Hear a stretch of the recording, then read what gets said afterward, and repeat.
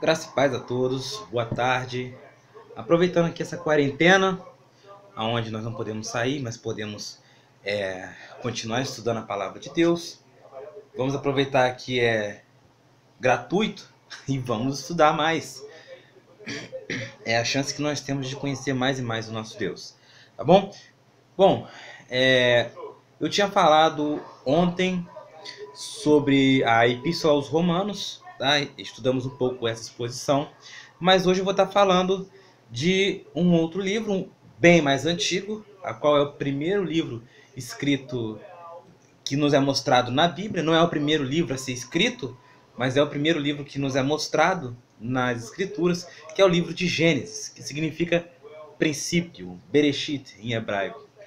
Mas eu vou estudar aqui com vocês hoje a questão do pecado, da queda que ocorreu em Gênesis 3.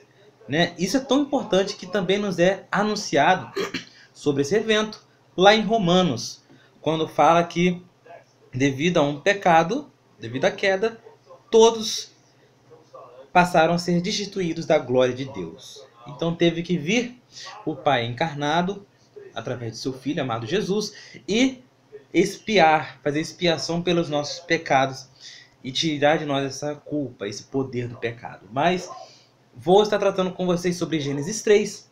Hoje eu não vou fazer menção de nenhum livro, de nenhuma literatura, para que a gente possa se aprofundar nesse texto mais rápido e de forma mais direta, tá bom?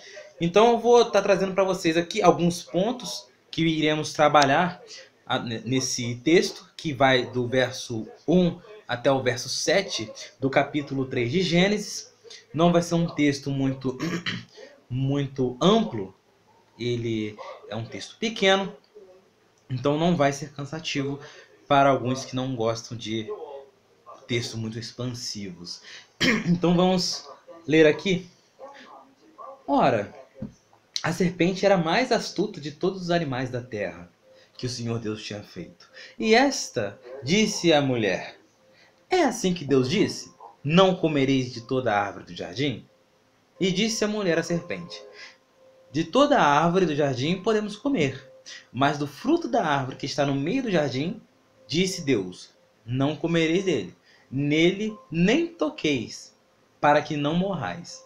Então a serpente disse à mulher: certamente que não morrereis, porque Deus sabe que naquele dia em que comerdes, se abrirão os vossos olhos e sereis como Deus, sabendo o bem e o mal. E viu a mulher que a árvore era boa para se comer e agradável aos olhos, e árvore desejável para dar entendimento. Tomou do seu fruto e comeu, e deu também a seu marido, e ele comeu com ela. Então lhes foram abertos os olhos, e conheceram que estavam nus, e coseram folhas de figueira e fizeram para si aventais. Bom, aparentemente é um texto que se refere à desobediência de um homem, de uma mulher, de um casal, e aparentemente não tem nada a ver conosco. Né? Por que esse texto tem conexão com nossos dias hoje? Né? Sabemos que tem conexão porque o próprio apóstolo Paulo fazia essa menção da queda do homem, do homem ser totalmente inclinado ao mal, assim como o próprio Gênesis capítulo 6 também se refere a isso, quando Deus fala a Noé. Então, mas vamos entender aqui todos os pontos para que entendamos que esse texto não trata apenas de uma desobediência, mas trata também de uma idolatria. A maior idolatria que existe, a idolatria do eu. Tá bom? Eu vou estar tratando com vocês aqui alguns pontos. E o título que eu vou usar para trabalhar com esse texto e com essa exposição é A Fonte de Toda Idolatria. Tá bom? E usando esse texto, vou tratar do primeiro ponto com vocês, que é: o que a serpente representa? Será que ela era apenas um animal que misticamente, diferentemente dos outros, falava? Será que era disso que estava tratando o livro de Gênesis? Não. A gente não pode nos atentar para o texto, para a palavra, conforme ela está escrita, porque ela nos quer dizer algo muito mais amplo do que isso. O que o texto quer dizer não é uma cobra que falava, mas sim algo que representaria algo muito maior lá na frente. Tá? E o próprio texto messiânico, onde fala que a descendência da mulher pisaria a cabeça da serpente. Então aqui a serpente representa o próprio adversário, o próprio mal, que é o dragão, o inimigo, o adversário, Satanás. Ele sim representa a serpente. Tá? Aqui não está falando de um animal que falava. E aqui está se tratando do nosso inimigo, do nosso adversário. E a gente tem que olhar para esse texto dessa maneira. Porque esse texto, essa serpente, também é mencionada em Apocalipse. Onde fala que o dragão é também a serpente do início de Gênesis. Então, é muito simples fazermos essa conexão. O segundo ponto, para entendermos melhor esse texto, é: toda mentira vem disfarçada de uma meia-verdade. Por que eu estou dizendo isso?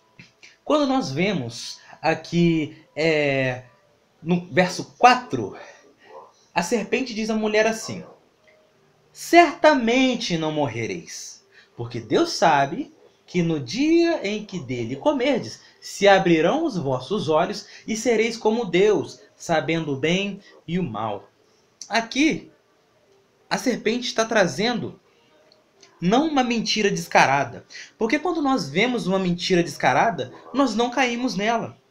Nós temos o costume de cair, de crer numa mentira disfarçada de uma verdade.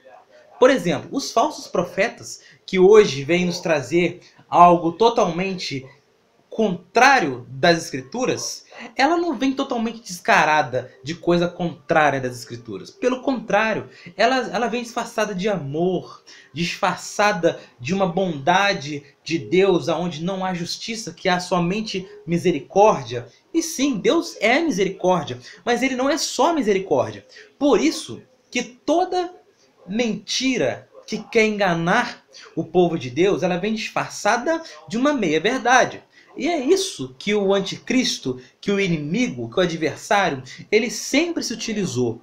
Ele não vem tentar nos enganar com uma mentira lavada.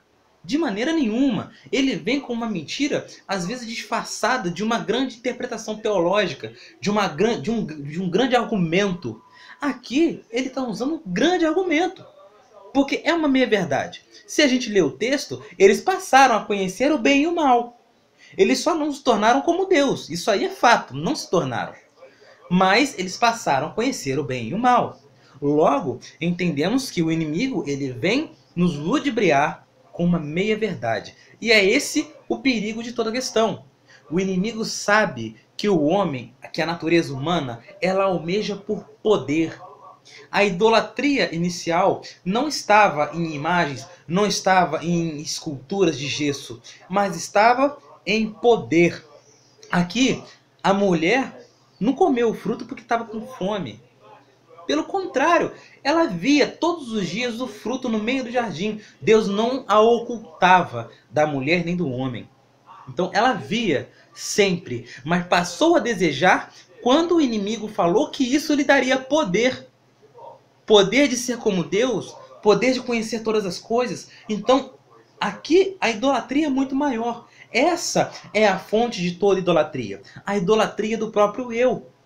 Eu não preciso de uma imagem de escultura, de gesso, para ser idólatra. Eu não preciso de um quadro de um santo para ser idólatra. Eu posso ser idólatra cometendo esse ato aqui.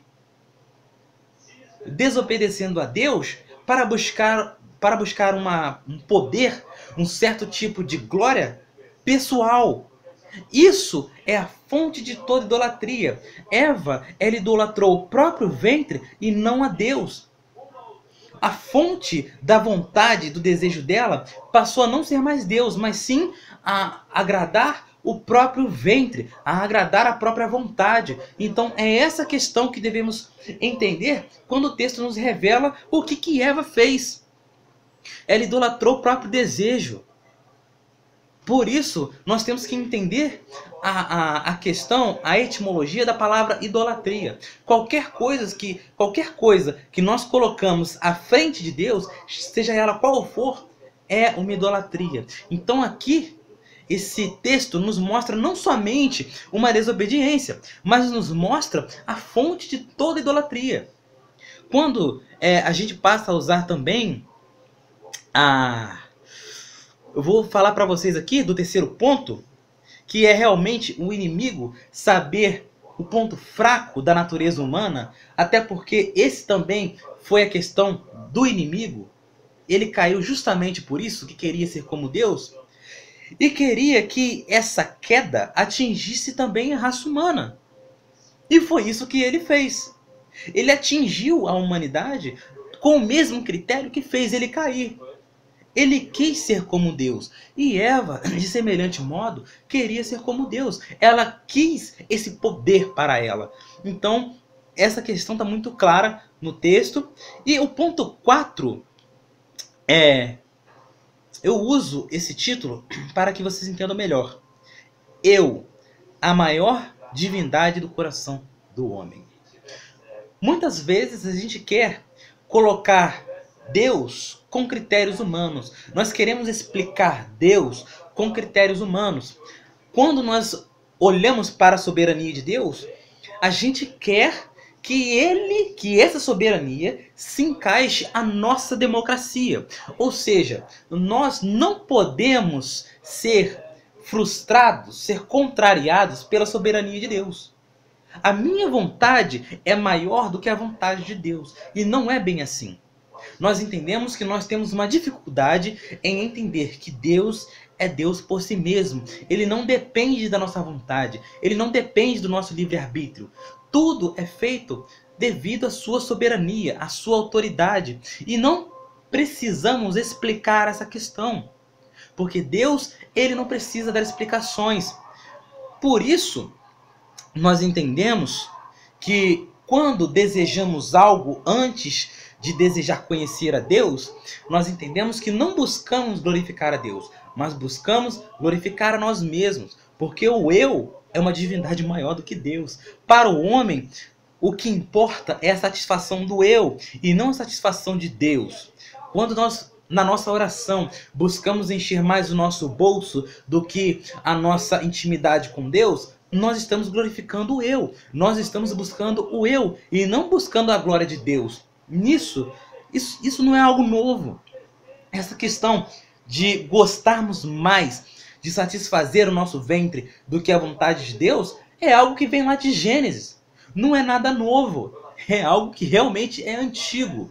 Por isso, o texto vem nos mostrar algo que vai além da desobediência. Porque isso se enquadra totalmente na nossa vida hoje. E às vezes a gente não enxerga. Às vezes a gente olha para o texto e falamos assim: ah, não, eu quero quando chegar no céu, se Adão estiver lá, eu quero bater um papo com Adão, porque o que ele fez foi terrível. Mas a gente não enxerga que nós fazemos a mesma coisa todos os dias, ao darmos mais valor ao nosso ventre, ao nosso desejo, do que à glória de Deus, tá? Então, que possamos assim entender melhor o que Deus tem para nós, usando o ponto 5 desse texto, porque eu não quero me prolongar muito. Eu tratei de algo muito interessante que às vezes foge do nosso critério. Ponto 5. O pecado só foi consumado quando o influenciador se tornou influenciável. Olha que interessante. Quando a mulher comeu do fruto, como está escrito nas Escrituras, os olhos dela não se abriram. Não, o texto não diz isso. Os olhos só se abriram quando a liderança da questão comeu do fruto. Só passaram a descobrir que estavam nus quando Adão também comeu do fruto. O que entendemos com isso? Adão, ele era um influenciador, ele era o cabeça da relação. Era ele que era para dar um basta naquilo que não devia ser consumado. Então, qual é o critério aqui? O que a Bíblia nos ensina? Quando o influenciador ele deixa de ser influenciador para ser aquele que é maleável, aquele que é influenciado por outras pessoas, principalmente por pessoas que erram, por pessoas que não têm maturidade suficiente, acarreta na maior tragédia que o mundo já viu. A maior tragédia que o mundo já viu foi a queda. Graças a Deus, pela sua misericórdia, que houve um redentor. Glórias a Deus, porque se não fosse isso, todos nós estávamos destinados ao inferno. Então, meus amados, que possamos encaixar isso na nossa vida hoje. É muito perigoso quando alguém que é o influenciador, quando alguém que é o governo, quando alguém que é a liderança, deixa-se influenciar por aqueles que não são liderança. Eu estou falando isso não somente de um casal. Não estou falando disso. Imagine vocês se o nosso presidente deixasse ser influenciado por todas as posições da nação. Imagine se um comunista falasse para o presidente algo e ele obedecesse. Imagine se um socialista falasse e ele obedecesse. Imagine se uma nação que mal tem conhecimento da lei fosse falar para o presidente e ele obedecesse. Não, não é bem assim. O nosso presidente, por mais que ele falhe, por mais que ele erre, ele deve ser um influenciador.